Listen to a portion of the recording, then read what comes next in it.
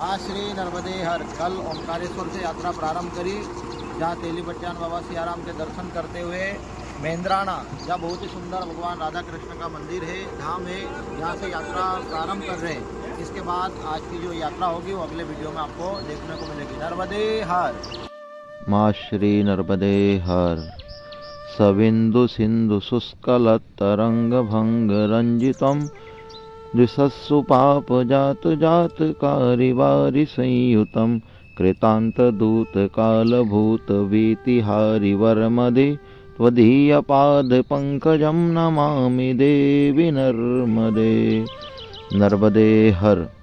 आज की यात्रा मेंद्राना से प्रारंभ करी, जहाँ से हम पहुँचे कुंदकेश्वर महादेव, जिसको अगर कहा जाए तो दक्षिण काशी कहा जाता है। यहाँ बहुत ही सुंदर घाट बने हुए, घाट पर हमने दर्शन किए। इस घाट का एक विशेष महत्व है। 3 नदियों के संगम से ये घाट बना हुआ है। यहाँ पर कहा जाता है कावेरी, ताप्ती और एक और अदृश्य नदी है जिसका रहस्य कोई नहीं जानता है। यहाँ अति विशेष महत्व है कि अस्थिया विसर्जन, किसी प्रकार की कोई मन्नत हो तो यहाँ आकर स्नान करने से मन्नत पूरी होती है। यहाँ कहीं कालसर्प योग, पितृदोष इत्यादि जो योग होते हैं, इनका निवारण भी यहाँ किया जाता है। इसी के आगे जो मंदिर है वो सिद्धकेश्वर महादेव का मंदिर है, जो नदी के उस पार है। यहाँ सभी ने माता जी के दर्शन किए। दर्शन करने के बाद जल छिड़का अपने ऊपर, यहाँ थोड़ी देर बैठे और बैठने के बाद फिर यहाँ से आगे की ओर बढ़े। ये जो नर्मदा परिक्रमा चल रही है उसका आज का द्वितीय दिवस है। ये द्वितीय दिवस में सभी ने माँ का पूजन, भजन, आरती करते हुए इतना मन प्रसन्न हुआ कि मानो यही जीवन का सर्वोच्च दिशा थी, पर आने में समय लग गया, ऐसा ही लगता है। जहाँ देखो वहाँ नर्मदे हर। फिर हमें एक माता जी मिली जिन्होंने यहाँ का रहस्य बताया। अच्छा, 3 नदी का संगम है।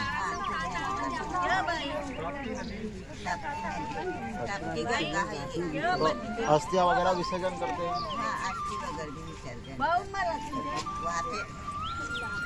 तुम्हारा गाँव है ना, वहाँ पे भी तुम टीका लगा के हड्डी है ना, हड्डी डालते ना, लागू करते। अच्छा, वहाँ डालेंगे तो भी यहाँ आ जाएगा। मैया का बहुत ही सुंदर भाव था। इन्होंने कहा कि कहीं भी आप देह त्यागो और हड्डियाँ अगर यहाँ आके विसर्जन अपने गांव से विसर्जन करते हो तो माँ नर्मदा में कहीं न कहीं मिली जाती। इसी के बाद में हमने कुंदकेश्वर महादेव के दर्शन किए। यहाँ 3 मुख्यतः भगवान शिव के स्थान है, कुंदकेश्वर महादेव, केदारेश्वर महादेव और एक और जो है पुष्पदंत। वो पुष्पदंत महाराज वो थे जिन्होंने शिव महिम्न स्तोत्र का गान पाठन किया और रचना करी। भगवान शिव के अनन्य भक्त हुए। इन्हीं के बाद यहाँ दर्शन करते हुए भगवान को बहुत सुंदर स्तुतियाँ गाई, स्तुतियाँ सुनाई। इसी के बाद में फिर हम चल गए शूलपाणेश्वर महादेव, जो महादेव का मंदिर पुराना जो था, वहाँ का रहस्य है कि आज भी वहाँ अश्वत्थामा आकर भगवान शिव की पूजन करते हैं। वो तो सरदार वल्लभ भाई डैम जो बना हुआ है उसमें डूब चुका है। उसके लिए नवीन मंदिर का निर्माण करवाया गया है। जो मंदिर है शूलपाणेश्वर महादेव के नाम से, वो सरदार पटेल जो डैम है उस डैम के किनारे स्थित है। यहाँ का एक विशेष महत्व है कि यहाँ नित्य ही माँ गंगा की तरह आरती होती है। ये दृश्य देखकर मन आनंदित हो गया, पुलकित हो गया कि इस तरह की आरती देखकर माँ नर्मदा की सुंदर छवि, कल कल बेती माँ नर्मदा। बिल्कुल सब भक्तों यहाँ बहुत ही उत्साहित थे आरती को लेकर।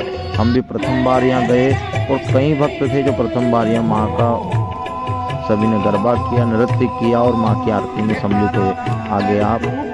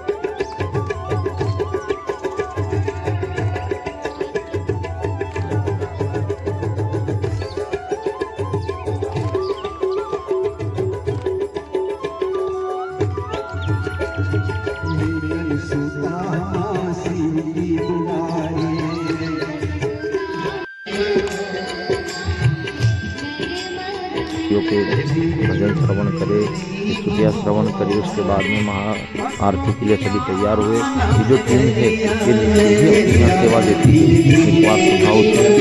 और 8 ब्राह्मणों के द्वारा माँ नर्मदा की नित्य आरती होती है। बहुत सुंदर दृश्य है। आगे आप आरती के भी दर्शन करिए। आप जहाँ है वहीं से नर्मदे हर कहते हुए इस यात्रा में जुड़ सकते हैं। कल की यात्रा हमारी रहेगी शूलपाणेश्वर महादेव से झगड़ियामढ़ी, जहाँ बहुत ही सुंदर स्थान है। वहाँ के दर्शन करने के बाद रत्ना सागर पार करके नौका के द्वारा पार कर वहाँ माँ का चरण है ऐसा माना गया है। तो वो पार करने के पश्चात फिर मिट्टी तलाई जाएंगे। मिट्टी तलाई से द्वारिका तक की यात्रा रहेगी, जो आपको दर्शन होते रहेंगे। अब इस यात्रा में बल द्वारा कर रहे हैं तो एक अलग आनंद है, पर जो पैदल परिक्रमा करते हैं उसका अनुभव कुछ और होता है।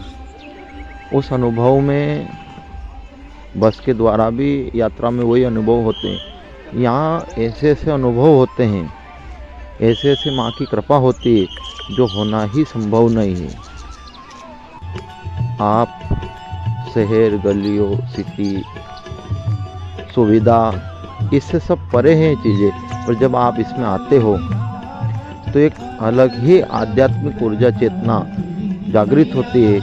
और नेचर की तरफ, प्रकृति की तरफ, मानवता की, धर्म के प्रति अपने आप ही अंदर आत्मा में एक आनंद उत्साह बढ़ता है। तो ये जो यात्राएं हैं ऐसी यात्राएं जीवन में करते रहना चाहिए, क्योंकि जीवन का कोई निश्चित समय नहीं है। जब तक समय रहे, भगवान की कृपा रहे, तो ऐसी यात्राएं करते रहे। ऐसी यात्राओं के लिए, आध्यात्म के लिए इस चैनल को फॉलो करें, सब्सक्राइब करें, पेज को भी फॉलो करें, अपने रिश्तेदारों मित्रों को भेजें, जिससे सुंदर सुंदर भगवान के दर्शन कथाएं के माध्यम से आगे के लिए नर्मदे हर